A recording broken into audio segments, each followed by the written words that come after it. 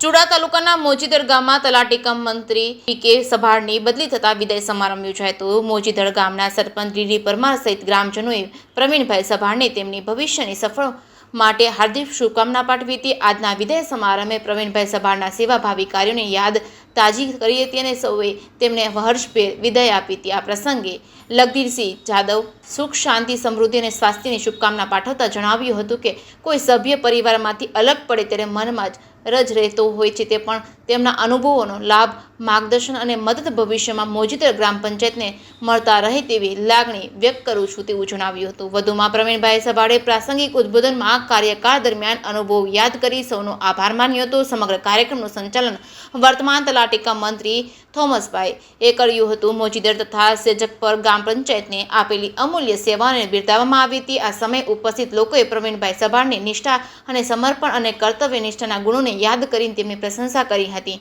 જે.કે. ગુજરાતી સાથે ભરતસિંહ પરમાર, સુરેન્દ્રનગર। આજ ચુડા તાલુકાના મોજીદર ગામના સરપંચ આજ રોજ પ્રવીણભાઈ સભાની બદલી થતાં વિદાય સમારંભ રાખેલ હતો। તેમાં અમને કામગીરીમાં બહુ સંતોષકારક હતો અને જ્યાં જાય ત્યાં બહુ સંતોષકારક બધાનું કામ કરે એવો અમારા આશીર્વાદ છે અને અમને તો બહુ ગમી ગયા હતા। બહુ ગમે ત્યારે કામ હોય ગમે એવું કરતો એવા સારા માણસ અમને મળી ગયા એવી અમે ભગવાનને પ્રાર્થના કરી।